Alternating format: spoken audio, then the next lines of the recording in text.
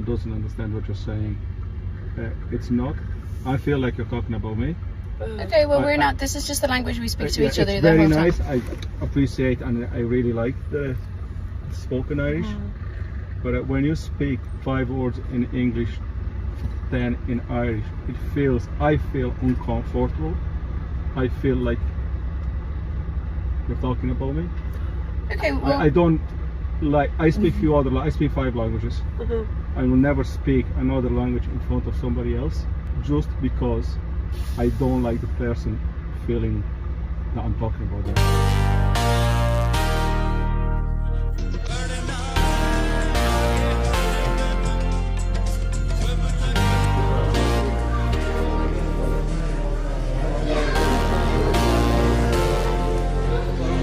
yeah, of course, but like we're not talking about you. We only speak Irish to each other. So yeah, I'm sure if you were getting a taxi with someone, you probably would not be speaking to them in a different language. If that person doesn't speak another language, I have no problems. So when you speak English and then straight away you're speaking a couple of words in English and loads of that in Irish. Oh dear. Well, far be it from me. You know, I never thought I'd see the day where I was defending the Irish people, speaking their made-up elf language to one another, you know?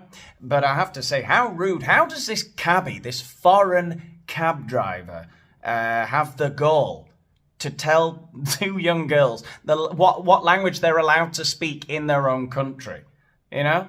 I mean, if you don't like it, Abdul, here's an idea for you. Why don't you sod off back to Oxton? Before they find out you're queer. We are so over you telling us what we can and can't do. Who's Daniel Boland?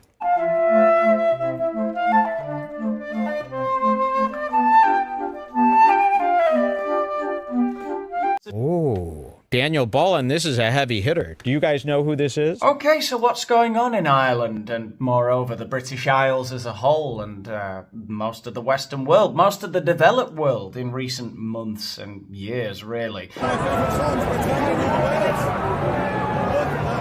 that's the whole breadth of the street. That is the whole breadth of the street.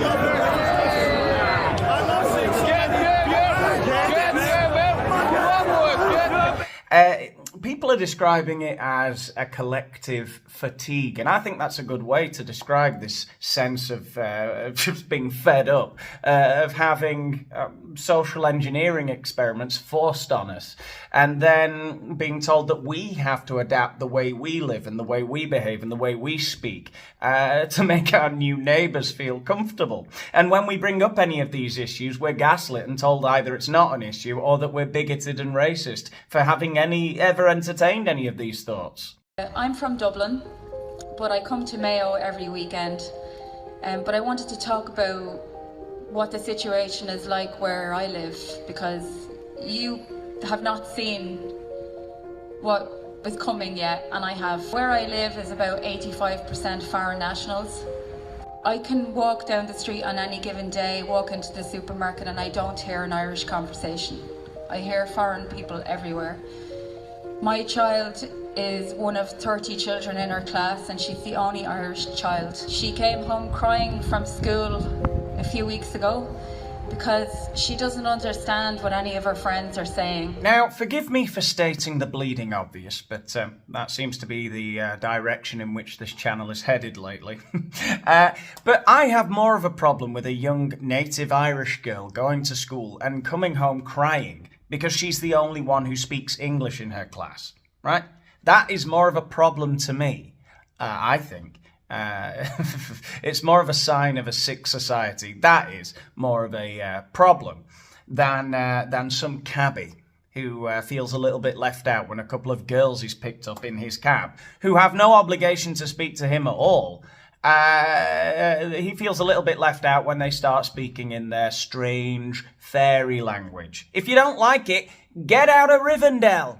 The children revert back to their own languages when they're not being taught. She literally cannot understand the conversations around her. But when when Halloween came around there a few months ago, last year she was allowed to dress up, sorry, the year before last she was allowed to dress up, this year she wasn't allowed to dress up. And when I asked the school why, they said they didn't want to offend people. They don't want to offend anyone. That's the official line the school is going with, but I'll bet behind closed doors, allowing the kids to dress up as ghouls and goblins, you must be mad. Be battering the doors down, shaking their spears in the loincloths. It took us 3 hours of teacher-parent conferences last year to convince them there were no real witches in the school. But I don't go for a walk around the park during the day with my child anymore. I have a big dog and I don't go for a walk by myself anymore. I very rarely leave my house because where I live is so unsafe. And that is the reality that you're facing if you don't make a stand. And I understand it's really, really hard to, you know, be called names and all of these things. But you have to stand up on behalf of your children and the future of the country. The country is going to, the landscape of this country is changing completely. And if you're okay with that, fine, but I'm not okay with that. I'm not okay with that for my child. Please, please put your children first and your country first and just don't care what anyone else thinks. Hi everyone, my name's Caden and I'm 15 years old. I'm a bit late because I have to travel to a different county to training now because there's no buildings free in town for our boxing club. I'm here to give my perspective on the iPass centres and the unvetted moving into my town, my home. I've lived in Blaney my whole life and always praised my town for the spirit and community. As a young person, especially a young girl, I feel more unsafe now than ever. I go to school in Monaghan, which means I get the bus every day, but after a few scary encounters, I can't even walk alone to the bus anymore. Every morning, either my mum just after a night shift or my dad dragging my brother out of bed, one of them has to walk me to the bus. As I walk through what is now known among the young ones as the dodgiest part of Blaney, most of you will know what part I mean. This is so embarrassing as a 15-year-old. I crave freedom. Now, this is exactly what I mean about the gaslighting thing. You've got a 15-year-old girl here telling you that she feels unsafe in her village of 4,000 people in rural Ireland. And she's telling you that, and then you've got dickheads like this on X saying that she's indoctrinated. She's clearly reading from a script, all the comments saying stuff like that. Well, yeah, she's a 15-year-old girl. She's not going to be frigging Martin Luther King, is she? She's telling you that she feels unsafe, that her parents have to accompany her to the bus stop.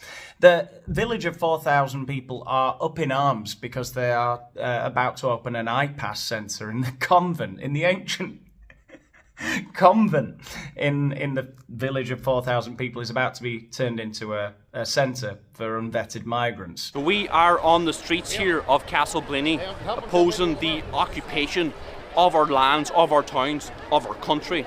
And the people of Castle Blaney have said enough. We are walking to the old convent where there is a iPass centre, an application in this pending now on the Monaghan County Council website. Well over 1,000 people have taken to the streets here to say enough is enough.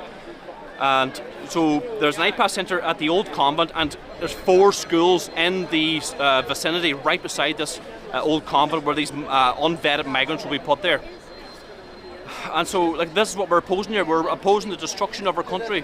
The destruction of our heritage, the destruction of the Irish people as a whole. And I think the most frustrating thing about all of this is that, I mean, you just know, don't you?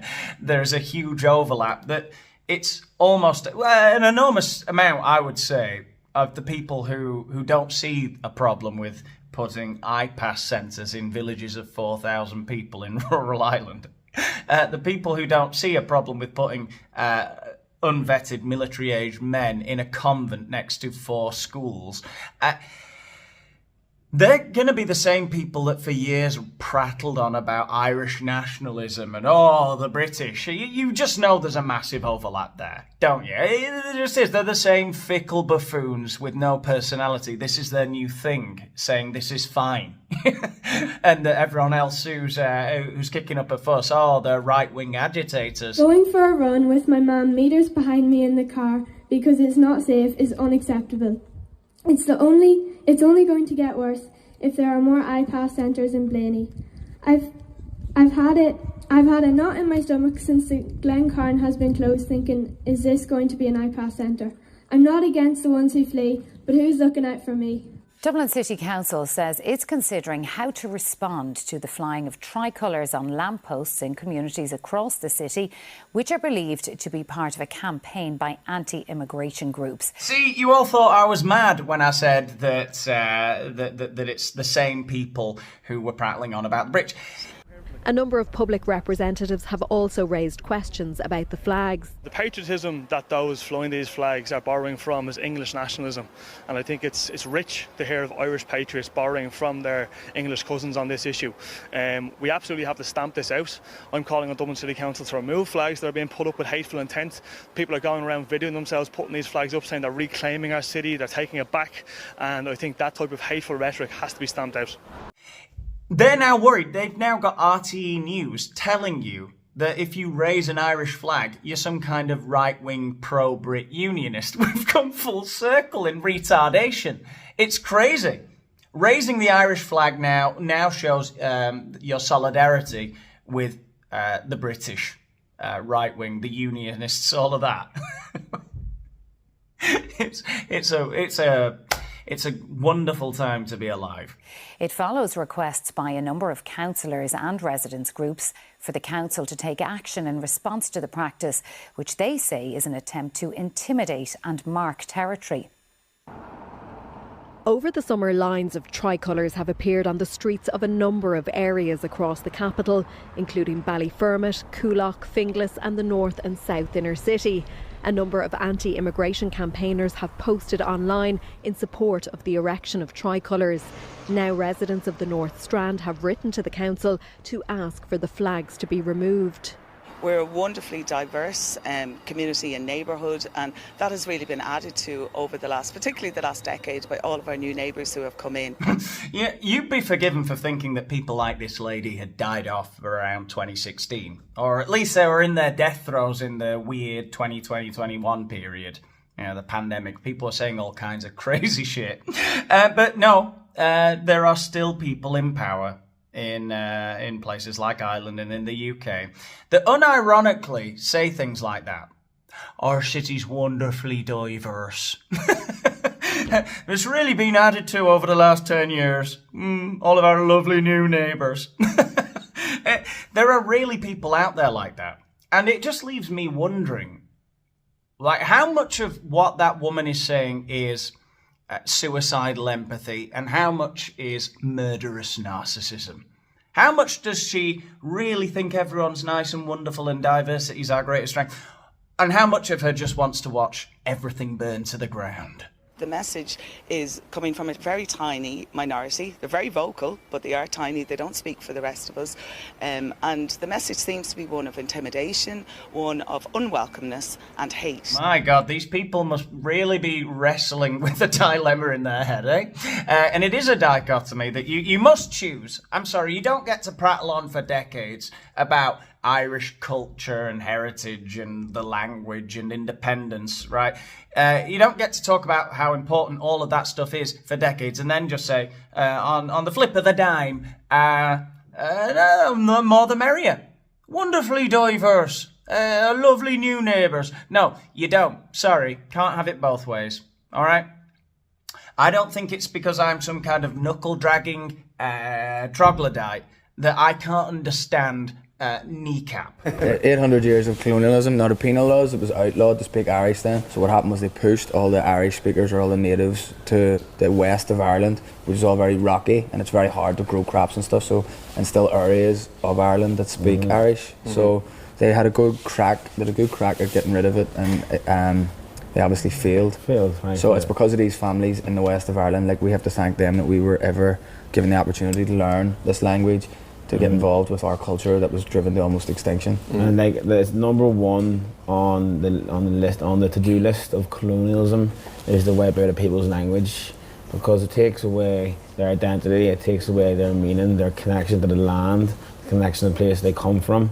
And then that's a people that you can conquer. You can tax them, you can make them, degrade them, make them feel like their language isn't any use, it's not the way forward, it's not progressive. And I think, like, I'm not a massive supporter of what they call the United Kingdom, But from the outside looking in, the best part of it is how diverse it is. And if you go to Wales, Scotland, or you come to London now, how multicultural, how there's all different cultures here. Yeah, square that circle for me, you cretins. Look, I don't know, maybe it's me. Maybe this guy knows the score.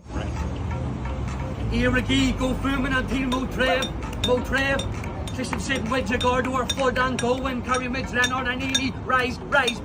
Jana mids, wrinkle a reham, na crunya, company go well mids. Hey, go Nila Kayla. Irigi, go fuming until Motreb. Listen, sit with your guard or flood and go and carry mids, Leonard and Ely. Rise. Jana mids, wrinkle a reham, na crunya. There's something strange at work here. Some evil gives speed to these creatures. Some of you Irish people try so hard to be British, and I mean that by saying that you guys try so hard to be racist like the British people. The British people show you hidden racism. The British people show you things that are so subtle that you wouldn't even catch as racism. Whereas in America, it's more in your face. And that's what I mean. And it's so crazy because you guys are Irish. You guys should know what it feels like to be discriminated against, but yet you do the same thing to other people of color.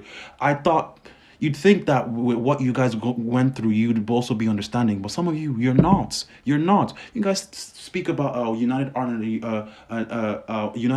and wanting Irish back, but really all you want is just the immigrants to be gone and just to have a pure Ireland or whatever you call it. Remember, you guys were immigrants too, not too long ago. Remember, you was right. No blacks, no Irish, no dogs. Remember that. So some of you better think before you say. Remember your ancestors. Remember what they were doing. You can't just be now becoming the oppressors. You can't just becoming what you hated. I've lived in this country for a long time, and I can fully say you guys are very racist, and you guys need to do better because this is disgusting. Very disgusting. Some of you are disgusting. Very weird. Well, I guess we'll end it there, really. That's as good a place as any, isn't it? You're all disgusting and weird, and you're being like the Brits, frankly, which is not what you want. You should, take in all the men, all the unvetted men, and then you won't be like the Brits. Because, anyway, look, if you've enjoyed any part of this video, I've enjoyed most of it. If you have, then give the video a like. Let me know what you thought in the comments. Subscribe to the channel if you haven't done so already, and follow me on X and on Instagram to know when I bring out a new video. If you want to help out with the channel even further and get some access to some exclusive videos that I make on Patreon, then the links are all down here under the video and in the pinned comment. And nothing else really. I'll see you in the next one. They said the reason that you four have had the whip withdrawn is because of, and I quote, consistent knobheadery. Do you consider yourself a knobhead? I don't even know what that means, but I think it is really insulting.